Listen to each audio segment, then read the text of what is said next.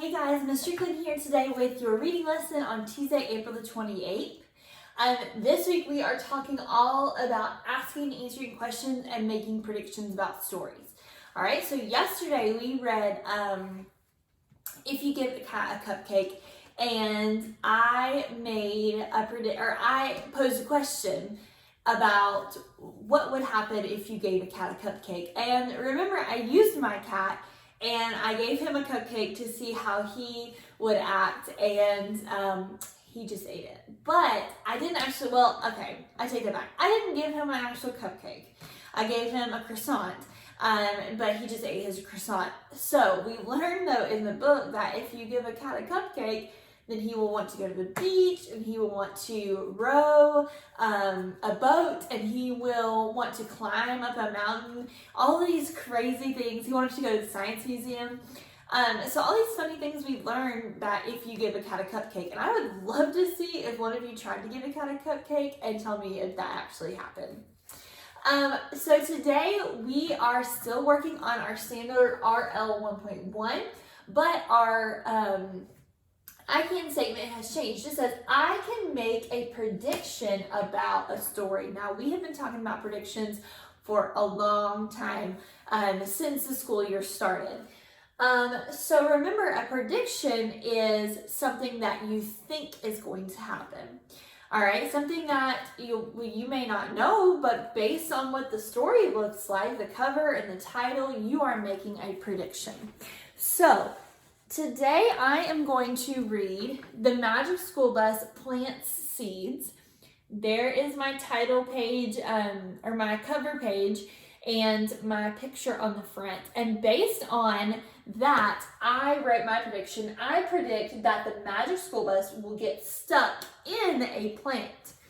All right, so I've probably read this book, but it's been a very, very long time. So I don't know that my prediction is correct. And just because I wrote it, and if it doesn't happen, it's okay. Good readers just predict about things that are going to happen in a book. It's the same thing when you're trying to choose a book and you look at the front cover and you're like, do I think I'm going to like this book? Because I see plants and I see this Magic School Bus might be turning into some kind of a bug maybe. Do I think that this is going to be a good book? And so you're making predictions already about what the story is going to be about when you try to choose books to read. All right, so this making a prediction, writing it down is the same thing as just looking through a book and making a choice about if you're going to read it or not, based on what the cover looks like. Now, they do say not to judge a book by its cover, so sometimes you might look at a book and say, this doesn't look like it's going to be very good. But if you do a picture walk or you flip through the pages, sometimes you may decide you want to read it. All right, but today we are just focusing on making a prediction based on the front cover of the story. And yours, you have Frog and Toad, and I don't believe that yours has a cover on it, but a couple of things you could do. One, you can make a prediction just based on the title. You don't even have to read it yet. You can just base it on the title. You don't have to see it. All right, or you can Google a picture of the book Frog and Toad and look at what the cover page looks like, and then make a prediction based on that cover page. Or I keep saying cover page, I mean, no, this is right, a cover page. I said title page earlier, which was wrong, but the cover page, the picture on the front. All right, so either you do it off of the title, or you can pull up a picture of what the front of that book looks like. Okay, so we're gonna go ahead and get started reading The Magic School Bus Plants a Seed. Remember, I think that the Magic School Bus will get stuck in a plant, so we are going to see if that happens. The Magic School Bus Plants a Seed, a book about how living things grow. The Magic School Bus Plants a Seed.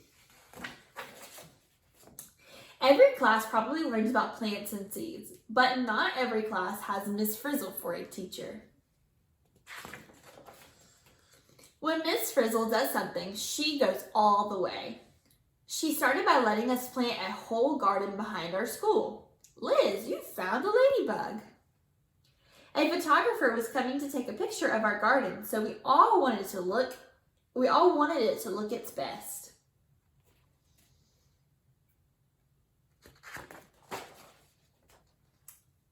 These tomatoes will win prizes. To think that these beautiful tomato plants started from tiny seeds, Carlos said, and some soil, sunshine, water, and some tender love and care, and you've got this great garden. And once the photographer takes our picture, we'll be famous, Carlos said. We could be on the cover of Plant It magazine. Would you like to autograph our seed packet, Dorothy Ann? I'll think about it, said Dorothy Ann.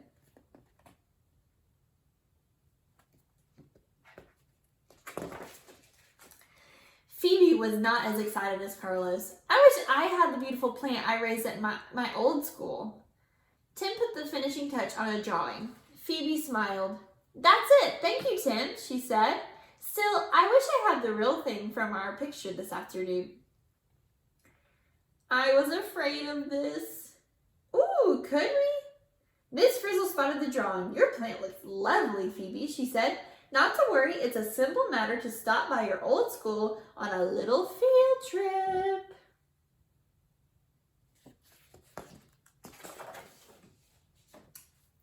We all piled onto the old school bus. Carlos was worried that we might not get back in time for the photographer. This could take all day. Couldn't we fly or something, Miss Frizzle?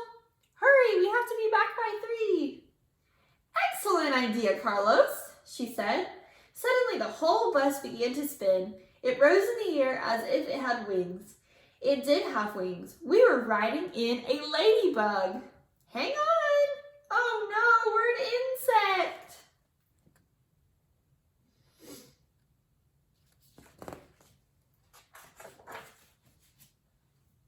As we flew over buildings and trees, Phoebe began to look nervous. What if Mr. Seaplot sees us, she asked. We never turned into ladybugs when he was my teacher. Just then we all saw a school below. Phoebe stared. There it is, she gasped. The bus swooped in low through the school's garden. It looked like a jungle. Here's the perfect landing pad, I mean pedal, said Miss Frizzle. The bus landed with a bounce and crawled along the petal of a huge flower. This is one of my plants.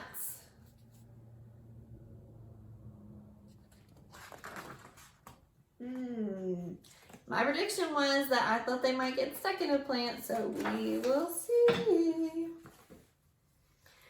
We crawled one step too far. Suddenly, our ladybug bus slid into something wet and slippery. We're stuck in some goop, Ralphie yelled. It's called nectar, Dorothy Ann said. Follow me, class, said the Frizz. She opened the doors and slipped out into the lake of nectar. Oh, I hope Mr. Seaplot doesn't see us. This stuff tastes sweet. We didn't know it then, but Mr. Seaplot could have reached out and picked us. Phoebe's plants certainly have grown well, he said to himself. She worked hard on them. I should really take her one to her new school for her. Mr. Seaplot heard a buzz and looked up. Ah, bees. I won't disturb their work right now, he said, turning to a patch of tomato plants. Ooh, so he thought that the bus was bees.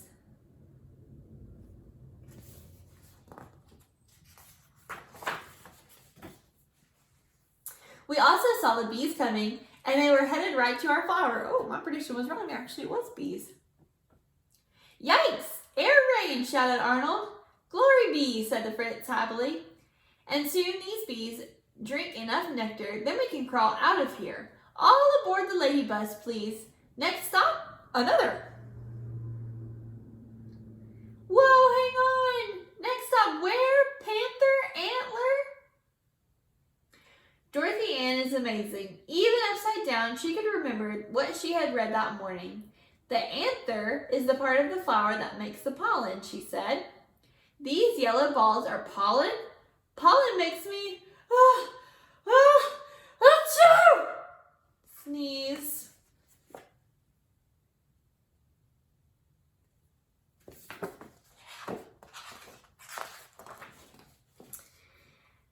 There we were on top of an anther when bees buzzing all around us. It was then that Phoebe caught sight of her old teacher. "It's Mr. Seedplot!" she yelled. "He'll see us! Do something fast!" Miss Frizzle stayed calm. "No problem," she said cheerfully. "We'll all get out of here the same way the pollen does." "Cool, that bee is covered in pollen." "Uh-oh! Achoo!" Miss Frizzle pressed a yellow button and we shrank again. Now we were as small as a grain of pollen. "Whew," said Phoebe. "That was close." Carlos was not so happy. "We'll never get back to school in time for the photographer," he grumbled. "Be of good cheer. We're on our way," said Miss Frizzle. "Hang on," she called, as the leg of a passing bee swept us up and away. Uh-oh. Off we flew, stuck to the leg of that bee. It was a short ride. At the very next plant, the bee bumped a flower and brushed us off along with a lot of pollen. "We are at your old school, Phoebe."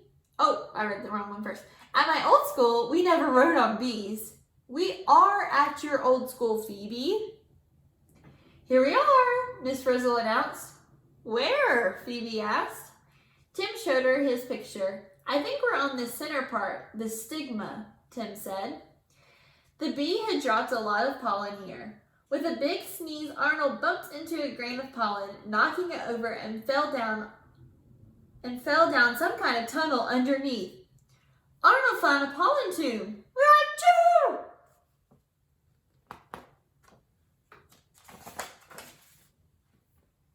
Phoebe looked down to the tube. "Mr. Seedplot will never spot us down here," she said, and she hopped into the tube and slid down. Miss Frizzle beamed. "That's the spirit. Take chances, make mistakes, check out pollen tubes. Yahoo!" she yelled as she too jumped down the tube. We all slid to the bottom of the pollen tube. "Now, where are we?" asked Carlos. "Couldn't we just grab one of Phoebe's plants and go back to school?" "I don't think we need a whole plant," Keisha said. "Look at this." She pointed to something that looked like a big rock. "It's a seed."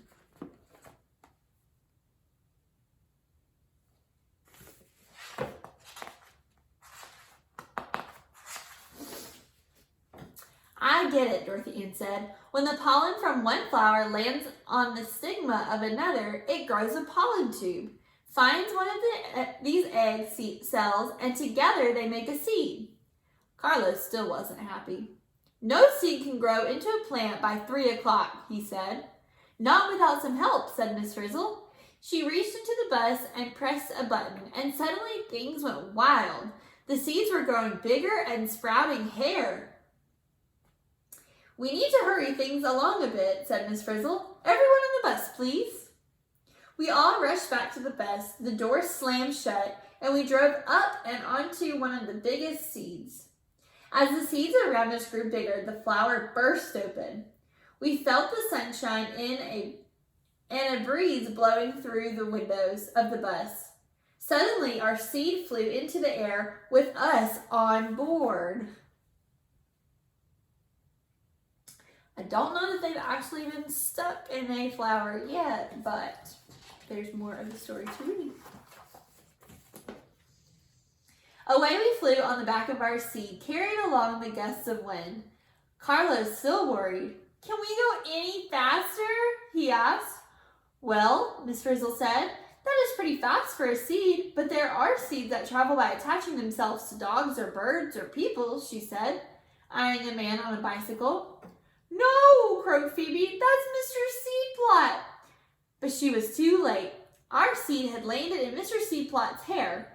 "Oh, how embarrassing," Phoebe groaned. "Those hairs are like a parachute." "Hi, Mr. Seedplot." "Shh! Hey, we're headed back to our own school."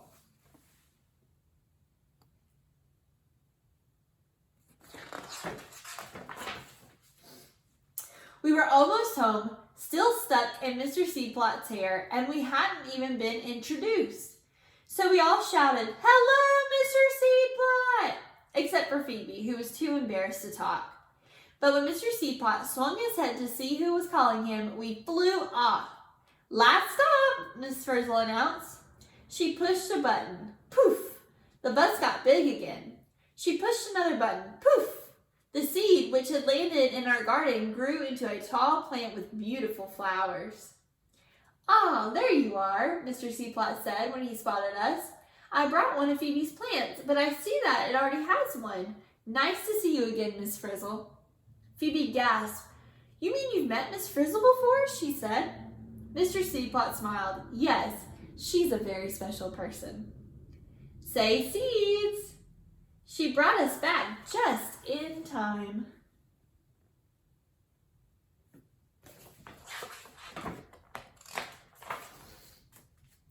And there is their picture on Planet Magazine. Alright, so let's revisit my prediction. I predict that the Magic School Bus will get stuck in a plant. Now, did they go into a plant? Yes. And did they kind of get stuck in the nectar? Kind of. But I have read some Magic School Bus where they are like really, really stuck, like they can't get out. But Miss Frizzle always found a way in this story for them to get out of the plant, whether it be riding on the bee to get them out, or going over to the anther, or even when they got into Mr. Seaplot's hair, they were still able to get out of that pretty easily. So I don't think that Miss Frizzle actually ever thought that they were stuck.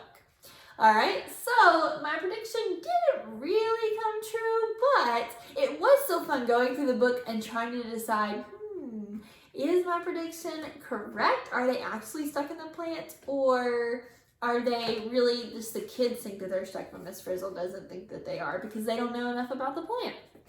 So anyways, that was our reading lesson today, guys. I will see you at 2 o'clock or 3 o'clock for phonics. And don't forget to get on iRead today for 20 minutes and iReady Math for 15 minutes. I will see you guys tomorrow. Bye.